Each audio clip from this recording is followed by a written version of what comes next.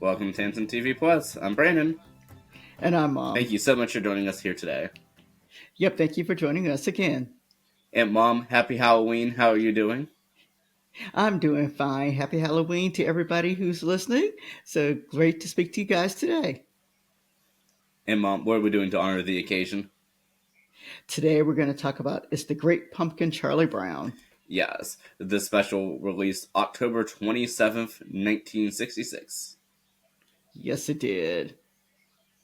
All right, you ready to talk about it, Brandon? Mom, we can go right ahead. All right, just a very brief synopsis. Basically, Linus is looking forward to meeting the Great Pumpkin. Um, Linus believes that there is a being called the Great Pumpkin who appears every year and delivers presents to kids. And this happens on Halloween, and he needs to send a pumpkin patch and wait for this person to appear. And that is the thought of Linus. Unfortunately, no one else believed it. So, and then the episode begins. Well, Mom, thank you for that. You're welcome, Brandon. And overall, what did you think about the special?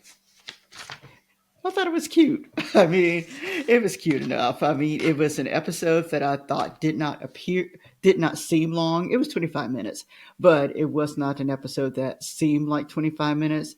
It was just a cutesy episode to watch.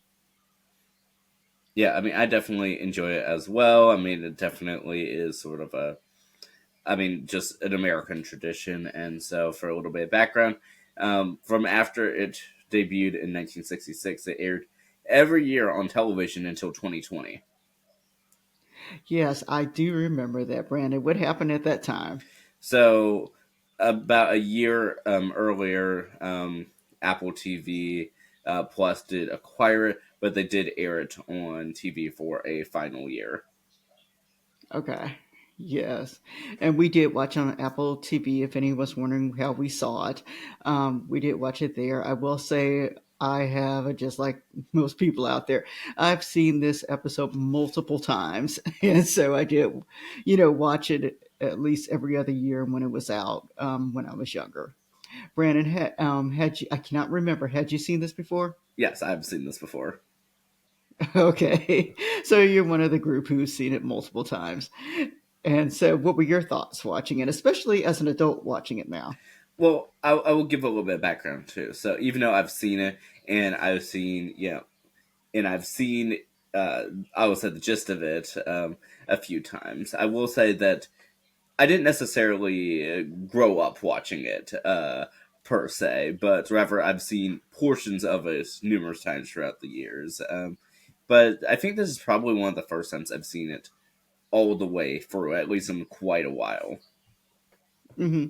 Yeah, I understand that.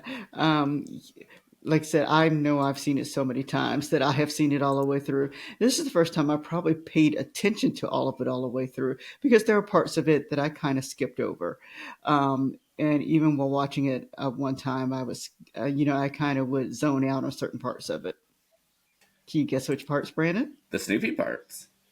The Snoopy parts, I sure did. The World War I. There, for those of you who have not seen it, there is a scene in there with Snoopy being a World War I. Um, what did they say? Flying ace, and it just with the rest of the episode did not seem to fit together. And so, and I know that Snoopy normally has a separate storyline that kind of goes off a little different than the rest of the storyline. And so for me, because it didn't quite fit directly in it, um, I just kind of typically zone out at that point. I'm sorry for those of you who don't zone out, but I kind of zone out during that part. Well, nevertheless, though, I mean, certainly when we got to that part, that's not my favorite part per se. I mean, I wonder where I got that from, but nevertheless, I mean, I very much remember the parts like with Linus being in the pumpkin patch all night, Lucy having to go after him towards the end of the special. Charlie Brown repeatedly getting the rocks, and Lucy saying that she kissed a dog, in duress. So I mean, there's certain things like that, and of course the long, which to me feels a lot longer than what it is, part with Snoopy and the World War I part. But all that to say though is, I mean, it's a holiday tradition, so to speak, for Halloween, and I think we were discussing a little bit offline of why is this a tradition? That is a good question because after watching it, there were parts of it I said, "What is this point?" Um, but um, but I think maybe, and that is part of it, is just something that's cutesy to watch. It pops up each year. You just keep watching it. Charlie Brown is a show that just kind of comes on year to year. Although now on Apple, TV, you don't see it as readily as you did previously when it was on just the regular mainstream TV. But for those people who did grow up with it, you were just used to Charlie Brown coming on for specials, and it's for holiday specials. And so that was just one that would just pop up. One of the things that you and I have talked about offline is Linus, and how Linus always has sort of a deeper meaning. He says things that are deeper than some of the other characters in the show. And so I had to think about that a little bit. So I was like, what is he saying here, as a character? And then I kind of thought about it and said, sometimes, and this is what kind of came to me, that sometimes you just have to believe in what you can't see. And so that kind of hit me when I was kind of watching this, and that it kind of goes along with the Linus character of just having faith and belief in everything. Yes, but unfortunately for Linus, the Great Pumpkin did not arrive. No, he was bitter. The Great Pumpkin did not arrive at all. It was kind of funny to watch his sister and to show the caringness of Lucy coming out and getting him, bringing him back in the house and putting him in the bed. But yes, so that was funny to watch. And the other thing that I was amused about was Sally, because Sally was not happy about missing going out trick or treating. And something, I mean, I wanted to highlight something about the whole Sally scene, in terms of seeing Snoopy being the one that Linus thought was the Great Pumpkin, and then which she says, I wait all this time for a beagle. But I've noticed that whenever Sally throughout the specials mentions Snoopy, she always refers to him as, the dog or the beagle, but not hers. Yeah, that's interesting because it is Charlie Brown's and they're siblings. Um, so I guess that means she doesn't quite like the beagle. And I'm going to have to pay more attention to that. Yeah, I mean, I think it really stood out in this one because it didn't seem like Sally really, per se, knew of Snoopy other than, I wait all this time for a beagle.